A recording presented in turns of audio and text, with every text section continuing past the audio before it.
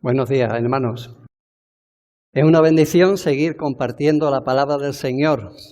Este domingo vamos a continuar con el mensaje que el Señor le envía a la iglesia en la Odisea. Está en el libro del Apocalipsis, el libro de la Revelación, y es el último de los 7 mensajes que el Señor les dirige a las iglesias en el libro del Apocalipsis. Lo encontramos en el capítulo 3, versículos del 14 al 22. El mensaje a la iglesia en la Odisea. Dice así la palabra del Señor. Y escribe al ángel de la iglesia en la Odisea.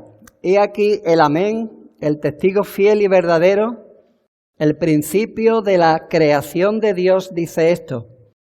Yo conozco tus obras, que ni eres frío ni caliente. Ojalá fuese frío o caliente. Pero por cuanto eres tibio y no frío ni caliente, te vomitaré de mi boca. Porque tú dices, yo soy rico y me he enriquecido y de ninguna cosa tengo necesidad. Y no sabes tú que eres un desventurado, miserable, pobre, ciego y desnudo. Por tanto, yo te aconsejo que de mí compres oro refinado en fuego para que seas rico, y vestiduras blancas para vestirte y que no se descubra la vergüenza de tu desnudez, y unge tus ojos con colirio para que veas. Yo reprendo y castigo a todos los que amo, sé pues celoso y arrepiéntete. Señor y Padre Celestial, te rogamos, Señor, que tú bendiga la exposición de tu palabra y que por ella, Señor, sea tu Espíritu Santo quien nos abra el corazón, nos ilumine y hable a través de ella, Señor. Te lo pedimos en el nombre de Cristo. Amén. Esta iglesia, hermano, podemos decir, de la peor de las 7 iglesias, la que se encontraba de esas 7 iglesias al que el Señor le envía sus mensajes, la que se encontraba en peor situación. Incluso peor situación de cómo se encontraba la iglesia de Sardis, a la cual el Señor le dice que tenía nombre de que vivía pero que estaba muerta. Porque incluso en aquella iglesia había algunos que no habían manchado sus vestiduras blancas, y que eran todavía dignos. Ahí había un remanente que era la esperanza para esa iglesia. Pero aquí en esta iglesia no se dice que hubiese nadie que se hubiese librado de el pecado y de la apostasía que la iglesia sufría. La iglesia de la Odisea se nombra en la carta que Pablo le dirige a los colosenses, y en esa carta le dice a los colosenses que lean lo que él les envía en la iglesia de la Odisea, y que una carta que él le envió a la Odisea que también se lea en Colosas. No sabemos realmente qué ocurrió con esa carta que Pablo le dirige a los laodicenses. Algunos dicen que se perdió y otros la identifican con la carta a los Efesios, porque la carta a los Efesios realmente en el original no dice que fuera dirigida a los Efesios, quizás fuera a la iglesia de la Odisea. La Odisea de Colosas estaba muy cerca, a unos 18 kilómetros. Podemos decir que eran iglesias hermanas. Como de aquí a Cádiz, de aquí a Chiclana, es una zona donde las iglesias tenían relaciones, y el propio Epafras, colaborador de Pablo, trabajó durante algún tiempo, tanto en Colosas como en la Odisea. Cuando el Señor le envía esta carta, habían pasado ya 30 años desde que los colosenses recibieron esa carta circular que con toda seguridad también se leyó en la Odisea. Y el Señor se presenta a esta iglesia diciendo, he aquí el Amén, el testigo fiel y verdadero, el principio de la creación de Dios dice esto. Jesucristo se presenta, como hemos dicho, a cada iglesia de acuerdo a su necesidad. La iglesia de los laodicenses necesitaba oír que Jesús era el Amén. El Amén es una palabra hebrea que significa la verdad.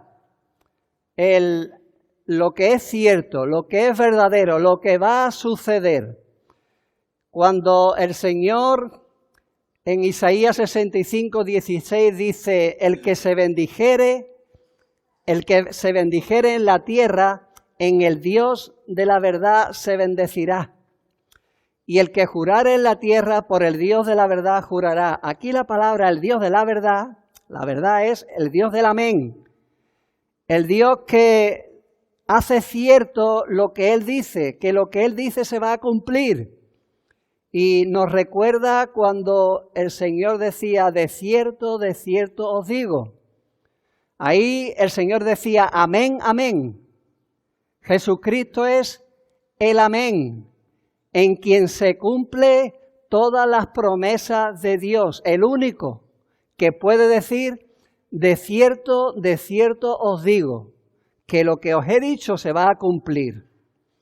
Pablo le recuerda a los corintios que el Hijo de Dios, Jesucristo, dice que entre vosotros ha sido predicado por nosotros, no ha sido sí y no, mas ha sido sí en Él, porque todas las promesas de Dios son en Él sí y en Él amén, por medio de nosotros para la gloria de Dios. Él es el amén, Él es el único que puede decir de cierto os digo. Hermanos, cuando nosotros decimos amén en nuestras oraciones, estamos expresando un deseo de que lo que hemos dicho se vaya a cumplir. Estamos expresándole un ruego al Señor de que Él cumpla lo que le pedimos, pero no podemos asegurar con nuestro amén que eso se va a llevar a cabo. Solo Él puede decir ese amén de que significa de cierto os digo. Lo nuestro es poner en las manos lo que hemos pedido para que Él haga su voluntad, pero ese último amén, esa palabra que se va a cumplir, la tiene verdaderamente el Señor. Las promesas de Dios son ciertísimas porque están fundamentadas en aquel que es el amén, el que puede decir de verdad lo de cierto os digo. Todas las promesas de Dios son en Cristo Jesús, sí y en Él, amén. Son para aquellos que no buscan su gloria, sino la gloria de Dios. Dice, por medio de nosotros, para la gloria de Dios. No es por nosotros, es por medio de nosotros, para la gloria de Dios, cuando nuestra fe está fundamentada en Cristo, el amén. Y eso digamos que lo amplía diciendo que Él es el testigo fiel y verdadero. Es la consecuencia lógica de que Jesucristo sea el amén, el que puede decir de cierto que algo va a suceder. Él es fiel y es verdadero. Él es la verdad. Y la Iglesia está llamada no solamente a dar testimonio de la verdad, sino a fundamentarse en la verdad para hacer todo lo que hace y creer todo lo que cree. No es la Iglesia la que decide lo que está bien, lo que está mal, lo que es verdadero y lo que no, lo que es justo e injusto, es Cristo y su verdad. Y la Iglesia debe estar comprometida completamente con depender del Señor para todo. No depende de nuestro amén, depende de que ese que es el amén diga su última palabra. Sin Él no podemos hacer nada. Separado de mí, dice el Señor, nada podéis hacer. Y hermano, cuán fácil es que se nos olvide eso. Porque es verdad, esta iglesia estaba muy mal, pero no penséis que nosotros no podemos caer sin darnos cuenta en eso. Yo puedo preparar un mensaje para compartirlo con vosotros y olvidárseme de orar antes de ponerme a hacerlo. Y a mí me ha pasado. Y llegar momento de decir, Señor, perdóname. Y tener que parar y poner en las manos del Señor lo que estoy preparando. Y nos puede ocurrir, hermanos, nos puede ocurrir que organicemos, que hagamos planes, que pensemos en estrategias con la mejor de nuestras intenciones para alcanzar a las personas, lo que queramos hacer, y se nos olvida de que Dios tiene el último amén, que es en Cristo en el que debemos de hacer todas las cosas. La iglesia de la Odisea se había olvidado de eso. Pensaban que las cosas dependían de ellos y querían ser iglesia sin Cristo, y eso es imposible. Él dice a la iglesia, yo conozco tus obras, que ni eres frío ni caliente. Ojalá fuera frío o caliente, pero cuanto eres tibio y no frío ni caliente, te vomitaré de mi boca. Ninguna alabanza para la iglesia. No estaban haciendo nada bien, lo cual no quiere decir que no estuvieran haciendo muchas cosas. Lo cual no quiere decir que a sus ojos las cosas no le fueran bien. A lo mejor tenían la iglesia llena. A lo mejor tenían que hacer 2 cultos porque no cabían en el local. A lo mejor la gente se convertía todos los domingos. O al menos aparentemente. Y tenían un éxito quizás que ellos entendían que lo estaban haciendo bien. Sin embargo, el Señor dice, yo conozco tus obras.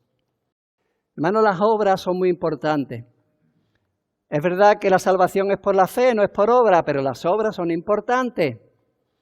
El Señor mira nuestras obras como iglesia y las evalúa. Y solo Él lo puede hacer porque solo Él conoce las intenciones del corazón. Por eso dice que Él que conoce las intenciones del corazón dará a cada uno según sus obras. Él sabe no solamente lo que hacemos, sino por qué lo hacemos. La iglesia de la Odisea hacía muchas cosas, pero se había olvidado de que Dios tenía la última palabra, el amén. Y eso el Señor lo considera como tibieza espiritual. El diagnóstico que Él hace de esta iglesia es que padecían de tibieza espiritual.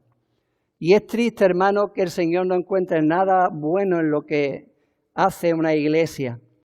Pero imaginaros aquí lo que el Señor está diciendo. Ahora que viene el calor, pensemos que venimos de la calle sedientos, que llegamos a casa a las 3 de la tarde y que las tuberías se han recalentado, como pasa en mi casa, y que abrimos el grifo y lo que sale es agua tibia. ¿Qué haríamos, hermano? ¡Bah! La escupiríamos, nos daría asco tomar eso. Esperábamos encontrar una cosa y lo que encontramos es algo repugnante. Hermano, eso es lo que el Señor está diciendo de esta iglesia. ¿Sabéis? La Odisea tenía un problema de suministro de agua. Ellos recibían agua de Colosas a través de acueductos subterráneos y cuando llegaba después de 18 kilómetros, el agua llegaba caliente y además sucia. Ellos estaban acostumbrados a ese agua porque allí se habían criado y bebían el agua tibia.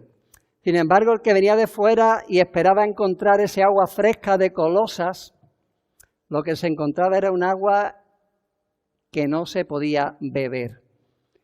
También Hierápolis, que estaba cerca de Colosas, a 10 kilómetros, era famosa por sus baños termales. Era agua caliente que servía para terapia y para la sanidad, ¿no? La Odisea no tenía nada de eso, ni la frescura del agua de Colosas, ni el calor de las aguas de Hierápolis que servía para sanidad de las personas.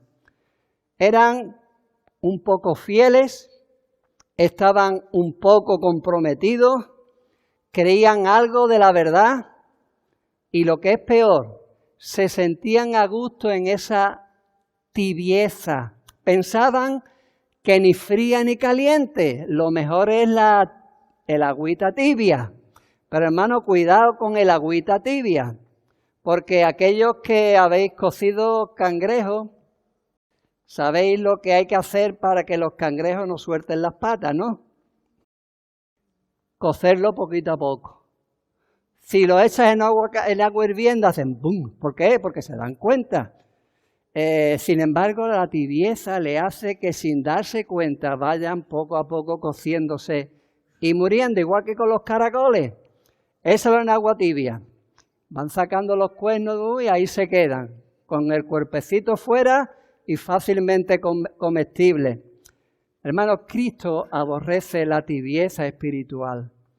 El frío o el caliente tiene la posibilidad de darse cuenta de la situación en la que se encuentra y cambiar.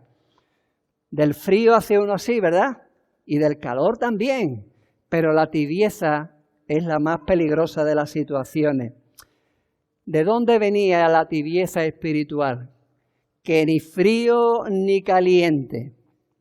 Venía, hermano, de un exceso de autoestima. Se habían independizado de Dios porque entendían que podían vivir sin Dios, que no le necesitaban para ser iglesia. Habían tenido éxito y el éxito los mató. ¿Sabéis, hermano? Se puede morir de éxito. Y eso fue lo que le pasó a esta iglesia. Ellos decían, yo soy rico y me he enriquecido y de ninguna cosa tengo necesidad. ¿Veis? Yo soy rico, me he enriquecido. Es mérito mío lo que tengo, lo que soy, lo que somos como iglesia. Es mérito mío. De ninguna cosa tengo necesidad, ni siquiera necesito a Cristo para ser iglesia. Y no sabían que eran unos desventurados, miserables, pobres, ciegos y desnudos. Como ellos se veían, no tenían nada que ver con la realidad que vivían. Y lo importante no es cómo nos veamos nosotros, sino cómo Dios nos ve.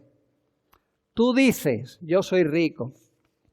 Se creían, hermano, tan autosuficientes que se habían independizado de Dios. Creían que lo tenían todo, que no necesitaban nada, ni siquiera a Cristo. Hermano, esto es algo que el pueblo de Dios siempre ha estado en peligro de caer. Hoy en día está lo que se llama la nueva moral. La nueva moral consiste en entender que el creyente ha llegado a un punto de madurez espiritual en el que ya no necesitan, digamos, la tutela de Dios como Padre, que ya pueden tomar sus propias decisiones, que la palabra de Dios es para los inmaduros, que el hombre ya ha llegado a poder discernir entre el bien y el mal, entre lo que es justo e injusto, y que está por encima de la palabra de Dios. Pero hermano, esto no es así. La única dependencia que produce madurez espiritual es la dependencia de Dios y la dependencia de Cristo. Todas las demás producen inmadurez. Si tu hijo depende de ti como padre y ya es mayor de edad, eso provoca dependencia de ti y evita su madurez espiritual y su crecimiento, su madurez física y su crecimiento como persona. Igual los creyentes, los hermanos que dependen del pastor de su iglesia, eso produce inmadurez espiritual. Pero la dependencia de Cristo es la única dependencia que nos hace ser maduros y crecer en nuestra fe. Y no es algo nuevo, esa nueva moral no es algo nuevo. El Señor le dice a los fariseos, hipócritas, Bien profetizó de vosotros Isaías cuando dijo, no de ellos, sino de los que eran como ellos en tiempos de Isaías. Este pueblo de labios me honra, pero su corazón está lejos de mí.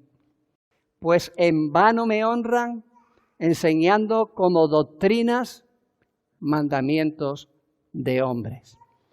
Ocurrió en tiempos de Isaías, ocurrió en tiempos de Jesús, ocurrió en tiempos de Juan, ocurrirá y ocurre en nuestros días. El hombre tiende a independizarse de Dios. ¿Recordáis la predicación de Frey? Con que Dios os ha dicho, no es verdad, seréis como Dios. Eso sí era verdad, porque ellos llegaron a ser como Dios. El mismo Dios dijo, estos ya son como uno de nosotros, sabiendo en el bien y el mal. Es decir, ellos eran como Dios porque llegaron a decidir lo que estaba bien y lo que estaba mal. Pero eso era un grave pecado que lo llevó a separarse definitivamente de Dios. El engreimiento espiritual, hermano. Pero ese engreimiento espiritual tiene siempre consecuencias. Tú dices, pero te equivocas. Tú no eres lo que eres, sino lo que Dios dice que eres y como Dios dice que eres.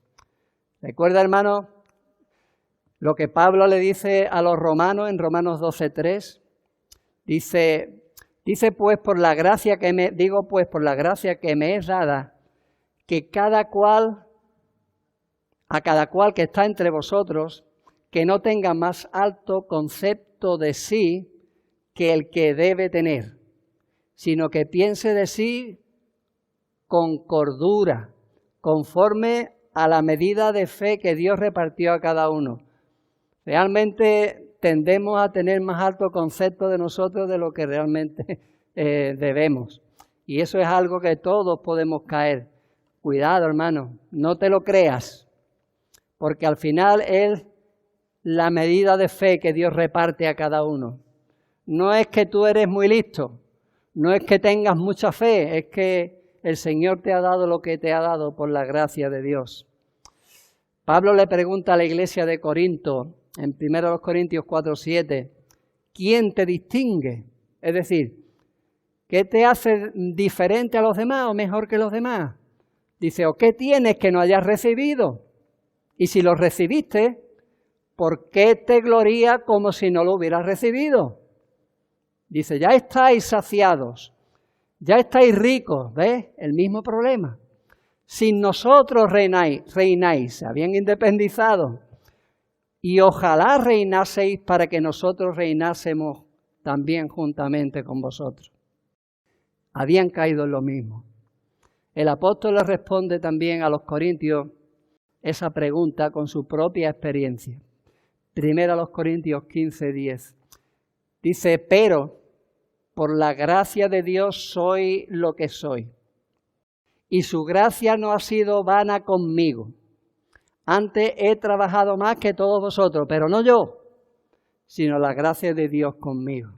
Esa es la actitud que debe tener un cristiano. Ellos se creían ricos, pero no sabían que eran unos desventurados. Unos privilegiados, sin embargo, eran unos desgraciados. No sabían que eran unos miserables, es decir, unos dignos de lástima. Ellos se creían ricos, pero realmente eran pobres. Ahí la palabra pobre es un mendigo, alguien que no tiene nada. Ellos se creían que eran los más espirituales, pero eran ciegos. Tú no sabes que eres un desventurado, un miserable, un pobre, un ciego y que no sabes nada. Y además estaban desnudos, aunque ellos se creían cubiertos. Recuerda lo que el Señor le dice a los fariseos nuevamente. Le dice, para juicio he venido yo al mundo, para que los que no ven, vean, y los que ven, sean cegados. Entonces, claro, ellos se sintieron, señalados y le dijeron, ¿acaso nosotros somos ciegos? Y el Señor les respondió, si fuerais ciegos no tendríais pecado, pero por cuanto decís vemos, vuestro pecado permanecerá. Se lo creían y eso les impedía ver su verdadera situación espiritual. Estaban desnudos, estaban peor que Adán y Eva, porque al menos ellos, cuando pecaron, se tuvieron vergüenza. Se dieron desnudos y se taparon para poder o preservarse de estar en la presencia de Dios tan indignamente. Se dieron cuenta de que estaban desnudos, estos no.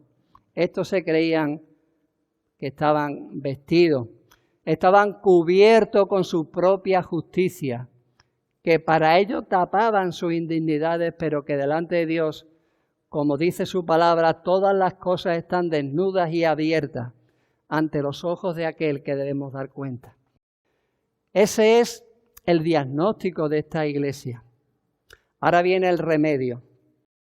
Hermano, esto que parece triste o negativo, al final trae bendición. El Señor siempre trata de bendecir a la iglesia. Y el hecho simplemente de que el Señor le dirija una carta a esta iglesia ya es algo bueno. El Señor es bueno, es misericordioso. Él se apiada de la iglesia, aun cuando la iglesia peque. El remedio. El Señor quería que cambiaran sus vidas y que sus vidas verdaderamente volvieran a depender de Él para todo. ¿Qué le aconseja el Señor? Aquí la palabra yo te aconsejo tiene que ver con yo te doy el remedio. Es como un médico que le receta un medicamento a un paciente, pero el propio paciente debe tomarse el medicamento. Dice, por tanto, yo te aconsejo que de mí compres oro refinado en fuego para que seas rico y vestiduras blancas para vestirte y que no se descubra la vergüenza de tu desnudez y unge tus ojos con colirio para que veas. Compra de mí oro refinado en fuego para que seas rico. La riqueza espiritual es mucho más valiosa que cualquier riqueza material.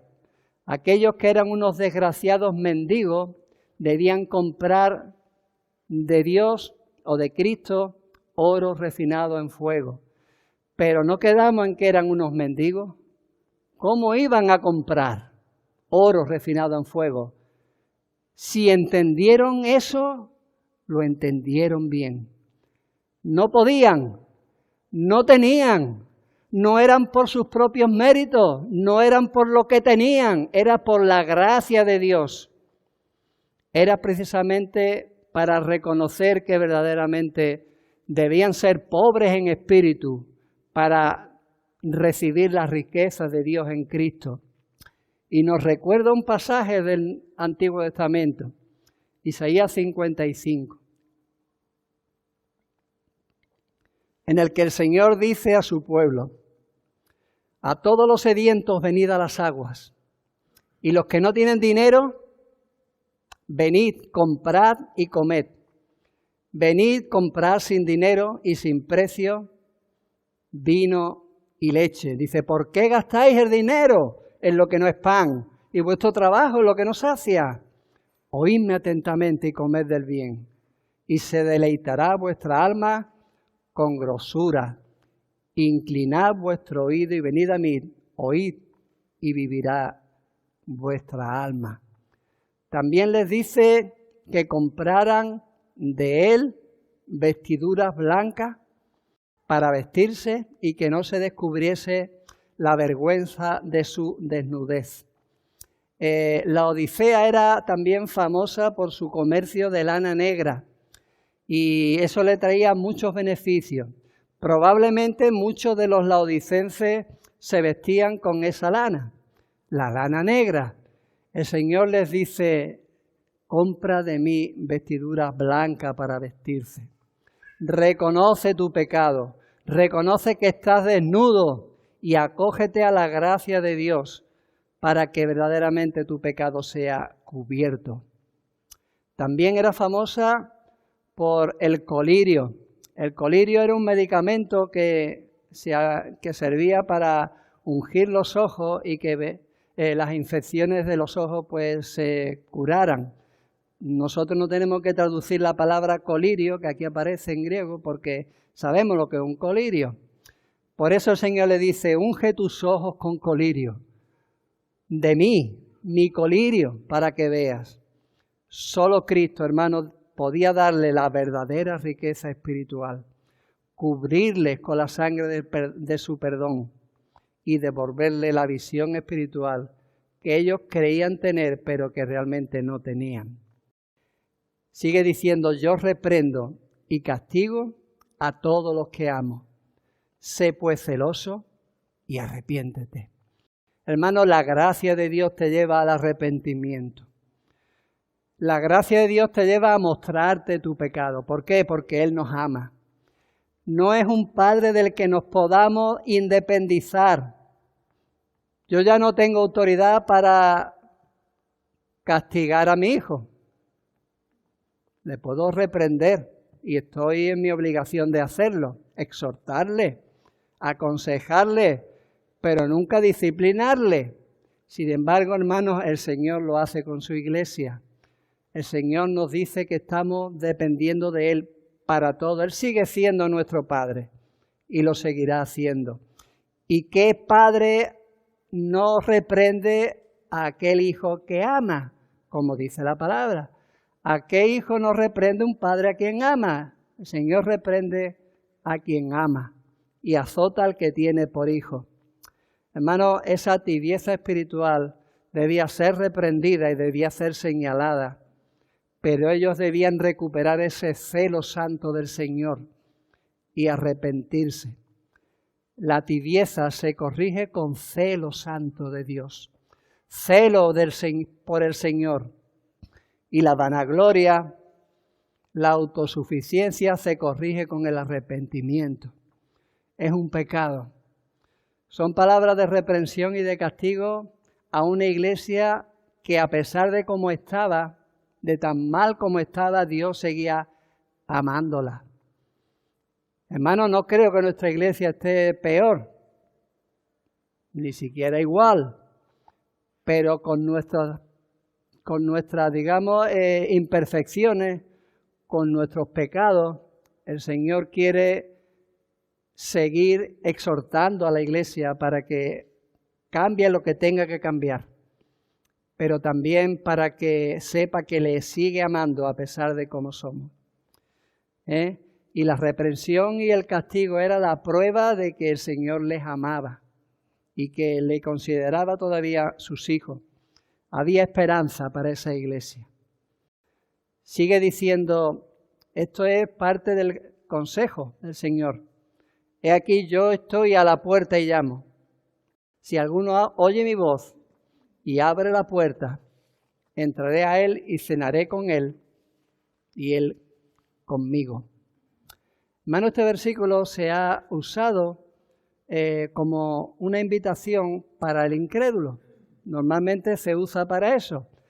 Y está bien, el Señor está a la puerta del pecador, está llamando y el pecador le debe abrir su corazón, aunque es el Espíritu que abre el corazón, pero bueno, es ese encuentro de Cristo con el pecador para que verdaderamente se entregue a Él y le entregue su vida a Él y tenga comunión con Él. Pero originalmente estas palabras no se dirigen a los incrédulos. Recuerda que el Señor le está hablando a la iglesia. Es para la iglesia. ¿Recordáis cuando el novio del Cantar de los Cantares estaba a la puerta de su amada? Y la amada, entre sueños, escuchó su voz y dice, Cantares 5:2, yo dormía, pero mi corazón velaba. ¿En qué quedamos? ¿Que dormía o que velaba? duerme vela, tibieza, ¿veis, hermano? Ni dormida ni despierta. Dice, es la voz de mi amado que llama. Ábreme, hermana mía, amiga mía, paloma mía, perfecta mía. Su amado que amaba a su amada. Porque mi cabeza está llena de rocío, mis cabellos de las gotas de la noche. La esposa o la amada en duermevela escuchaba al esposo, pero no la abría. El Señor le dice a su iglesia, el que, he aquí yo estoy a la puerta y llamo. Si alguno abre la puerta y oye mi voz, yo entraré a él y cenaré con él y él conmigo. Hermano, en el mundo oriental, y los hebreos eran orientales, el invitado a la mesa en la cena se quedaba a dormir allí. Era una comunión especial, de fraternidad muy estrecha. El Señor le promete a aquellos que verdaderamente le abran su corazón que el Señor va a tener comunión con él, les va a perdonar y va a restaurarle. Qué triste, hermano, que el Señor haga eso en una iglesia. Imaginaros, ahí está la puerta. Y el Señor resulta que dice, he aquí estoy a la puerta y llamo. ¿Qué estaríamos diciendo? ¿Que hemos dejado a Cristo fuera de la puerta? Es una iglesia que había dejado a Cristo fuera de la iglesia. Y el Señor quería de nuevo entrar en su iglesia. Qué triste, hermano, que una iglesia que se llame cristiana pretenda vivir sin Cristo, dejándole fuera. Qué triste también, hermano, ver a Cristo amando a su iglesia y esperando que esa iglesia le abra la puerta. La iglesia tenía que arrepentirse de eso. Eso era un pecado. Y abrirle al Señor y restaurar su comunión con Él. Pero también era una decisión que cada creyente debía individualmente tomar. Porque el Señor al final no juzgará a las iglesias, juzgará a cada uno, dice, en particular. Y ahí viene la promesa al que venciere, con lo cual acaba cada carta al Señor. Con ánimo para la iglesia. Al que venciere, le daré que se siente conmigo en mi trono, así como yo he vencido y me he sentado con mi Padre en su trono. Hermano, la vida cristiana es una lucha constante. Es vivir en victoria no por nuestra fuerza, sino en el nombre de Cristo. Como Él venció, que nosotros seamos más que vencedores por medio de Él, por medio de aquel que nos amó. Él es el que venció y nosotros debemos vencer con Él cada día y rectificar lo que haya que rectificar y reconocer lo que haya que reconocer y agarrarnos al Señor para todo. Hermano, no te desatiendas del Señor. No dejes al Señor fuera de tu vida. Que como iglesia no intentemos nada sin que esperemos a que Él dé el último amén. Que no nos creamos autosuficientes, que dependamos de Él para todo. Porque solo con los vencedores Él va a compartir su gloria. Así que el que tiene oído, oiga lo que el Espíritu dice a las iglesias. Piensa, ¿te lo has creído? Piensa si realmente depende de Cristo para todo en tu vida. ¿Es Cristo el centro de tu vida o hay algún área en tu vida que todavía no hayas entregado a Cristo? ¿Te crees lo suficientemente maduro como para vivir tu vida cristiana sin Cristo? ¿Dónde está Cristo? ¿Está dentro o está fuera?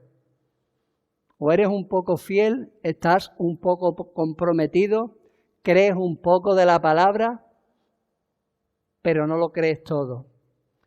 Si crees que lo tienes todo, pero no tienes a Cristo, ya alguien dijo que no tienes nada. Una iglesia sin Cristo no es nada.